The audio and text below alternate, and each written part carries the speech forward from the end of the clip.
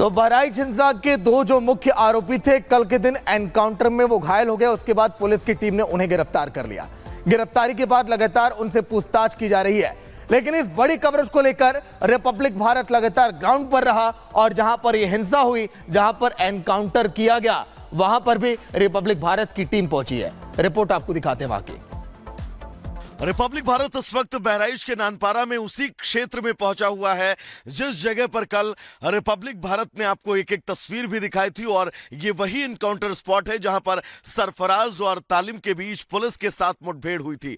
दरअसल सरफराज और तालिम ने पुलिस को इस बात की जानकारी दी कि उन्होंने मर्डर वेपन जिससे रामगोपाल की हत्या की गई थी, उस वेपन को कहां पर छिपाया है, और ये वही स्पॉट है जिस जगह पर उन लोगों ने उस मर्डर वेपन को छिपाया हुआ था और इस मर्डर वेपन को लोड करके यहां पर छिपाया गया था। जब पुलिस के साथ तालिम और सरफराज यहां पर पहुंचते हैं, वो मौका पाकर पुलिस पर फायर करते हैं और इस जंगलों में भागकर यहां से सीधा नेपाल जाने की फिराक में थे, लेकिन पुलिस से मुठभेड़ होती है और उस मुठभेड़ में सरफराज और तामिल के पैर में गोली लगती है।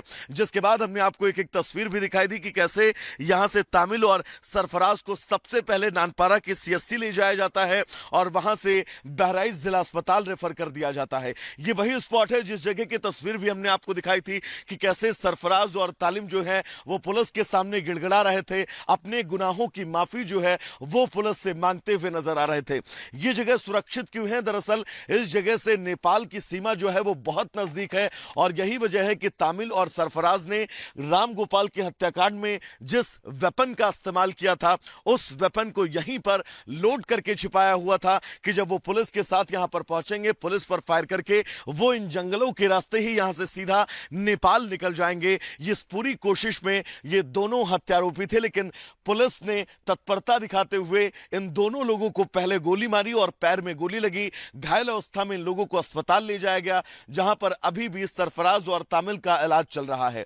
एक बड़ा अपडेट आपको यह भी दे दें कि इस पूरे मामले में 6 नामजद आरोपी थे, उन सभी लोगों की गिरफ्तारी हो गई है और अब आगे कार्रवाई जो है वो जारी है। और इसी खबर पर जानकारी देने के लिए वैभव हमारे साथ जुड़ गए हैं ग्राउंड जीरो से। वैभव, आप ग्राउंड पर मौजूद है, तस्वीरें आप लगातार देख रहे हैं किस तरीके से एनकाउंटर के बाद गिरफ्तारी हुई। अपडेट तो दीजिएगा ही, हालात क्या है और यहाँ पर जो अभिभावक है, जो परिजन है, वो क्या कुछ कह रहे हैं? देखिए, बिल्कुल सबसे पहले अपने दर्शकों को बड़ा अपडेट ये दे दे कि जो छठा नामजद आरोपी यानी कि अफजल था, उसको भी हरदी थाना क्षेत्र से पुलिस ने जो है वो गिरफ्तार कर लिया है और गिरफ्तारी के बीच अब आगे मेडिकल और मेडिकल के बाद उम्मीद ये है कि पुलिस पूछताछ को लेकर उसकी कस्टडी भी मांग सकती है। इस अपडेट के बीच हमने वो तस्वीर भी अपने दर्शकों को दिखाई जिस जगह पर यह पूरा एनकाउंटर हुआ, उस गड्ढे को भी दिखाया कि कैसे मिट्टी के अंदर उस मर्डर वेपन को इन लोगों ने छिपा कर रखा था और बहुत ही शातिराना तरीके से पुलिस को वहां पर ले जाना, पुलिस को चकमा देना, पुलिस पर फायर करना और फिर वहां से नेपाल जो है वो भाग जाना। ये पूरी प्लानिंग थी तालिब और सरफराज की, क्योंकि जब ये पुलिस के चंगुल में आए उसके बाद से इनकी प्लानिंग जो है ये बन रही थी, क्योंकि मर्डर वेपन उन्होंने हत्या के बाद उस लोकेशन पर छिपा दिया था। और अब जब तामिल और सरफराज के पैर में गोली लगी है, वो दोनों घायल हुए हैं, उसके बाद जो तमाम सवाल इस कार्रवाई को लेकर उठ रहे थे और तमाम सवाल ये उठ रहे थे कि जो हत्यारोपी 6 लोग नामजद हैं, उनको कब तक पुलिस गिरफ्तार करेगी। तो 6 नामजद आरोपी, उनकी गिरफ्तारी हो चुकी है।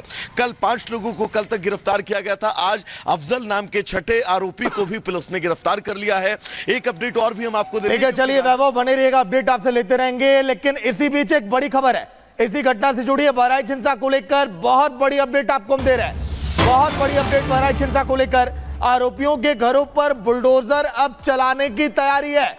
प्रशासन ने की अवैध निर्माण की पहचान और हिंसा के मुख्य आरोपी के अवैध निर्माण का सर्वे किया जा रहा है, क्योंकि 30 से ज्यादा ऐसे इनके अवैध निर्माण हैं जहां पर इन्होंने कब्जा कर रखा है।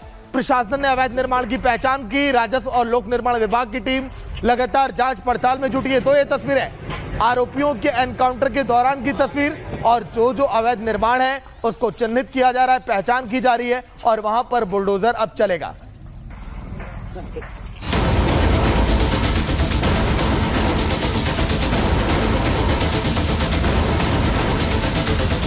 पकड़ो भाई उसको। ये बाबा का इंसाफ है जिसने यूपी में कानून की धज्जियां उड़ाई, वो अपने पैरों पर खड़ा नहीं हो सकता। बहराइच में हिंसा और गोली चलाने वालों पर भी योगी का ऐसा ही हंटर चला है। योगी की पुलिस ने राम गोपाल मिश्रा के हत्यारे का एनकाउंटर कर दिया है। जो मुख्य आरोपी सरफराज और तालीम नेपाल भाग रहे थे, पुलिस की गोली ने उन्हें अस्पताल पहुंचा दिया और अब वो रहन की भीख मांग रहे हैं। गलत काम कर रहे हो तुम, पुलिस के ऊपर हमला कर रहे हो। हम लोग देखो तो गलती नहीं करेंगे, अब कभी गलती नहीं करेंगे। क्यों गोली चला दी है पुलिस के ऊपर? सर हम लोग भागना चाह रहे थे कि फायर करके ये सब गलत है ना? गलती वहाँ की अपराध करो फिर दूसरी अपराध कर रहे हो। गलती हो गई सर। योगी का संदेश साफ है, जो यूपी में दंगे की आग भड़काएगा वो बख्शा नहीं जाएगा। लेकिन योगी की कार्रवाई ने कई लोगों के पेट में दर्द भी पैदा कर दिया।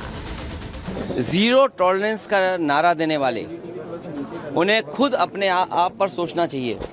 जो लोग एक शांतिपूर्ण तरीके से एक कस्बे, गांव का या आसपास के लोगों का कार्यक्रम शांतिपूर्ण से संपन्न नहीं करा पा रहे हैं, उनसे लॉ ऑर्डर की क्या उम्मीद करेंगे आप? एनकाउंटर करना और नफरत को बढ़ावा देना, ये सरकार को नया तरीका मिल गया है काम करने का। ये अपनी सब नाकामी छिपा रहे हैं। आलोचना के लिए असुद्दीन ओवैसी ने सोशल मीडिया का सहारा लिया और लिखा कि बहराइच हिंसा के आरोपियों का पुलिस से एनकाउंटर का सच जानना मुश्किल नहीं है। योगी की ठोक देंगे नीति के बारे में सब जानते हैं। अगर पुलिस के पास इतना सबूत होता तो आरोपियों को कानूनी सजा दिलाने की कोशिश होती। लेकिन इन सब के बीच योगी सरकार अभी भी अपनी नीतियों पर मजबूती से खड़ी है। राज्य सरकार ने आरोपियों का एनकाउंटर तो किया ही, साथ ही उन पर रासुका लगाने की तैयारी भी कर ली है। घटना में इस्तेमाल हथियार भी बरामद कर लिया गया है। आगे की कार्रवाई की जा रही है। लेकिन मृतक राम गोपाल का परिवार ना जाने क्यों इस कार्रवाई से खुश नहीं दिख रहा। मृतक राम गोपाल की पत्नी ने पुलिस की कार्रवाई और एनकाउंटर पर सवाल उठाए हैं। न्याय मांग रहे हैं, जो न्याय हमें मिल नहीं रहा है। पुलिस प्रशासन हमें न्याय नहीं दिला रही है। वो लोग घूस ले लिए हैं, उन्हें पकड़े तो ज़रूर हैं, लेकिन उन्हें मारा नहीं गया है। हम लोगों को दिखा दिया गया है कि पैर पे गोली मारी गई है, लेकिन इंसाफ हमारे साथ नहीं हो रहा है।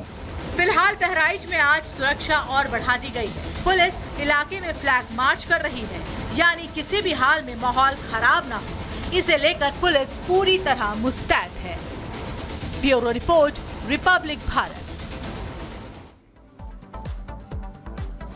और देखिए, बहराइच हिंसा मामले को लेकर किए और एनकाउंटर पर यहां पर केंद्रीय मंत्री गिरिराज सिंह का बयान सामने आया है। सीधे तौर पर विपक्ष पर कटाक्ष किया है और प्रहार करते हुए आईना दिखाया है। क्या कुछ कहा है, सुनवा देते हैं।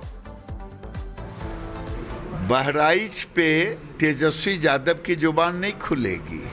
बंगाल पे राहुल गांधी, तेजस्वी यादव, अखिलेश यादव, इन लोगों की जुबान नहीं खुलेगी। ये मुस्लिम वोट के लिए आज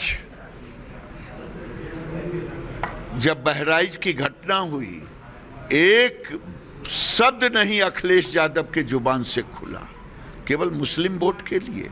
उनका तो डीएनए में ही हिंदू विरोधी है,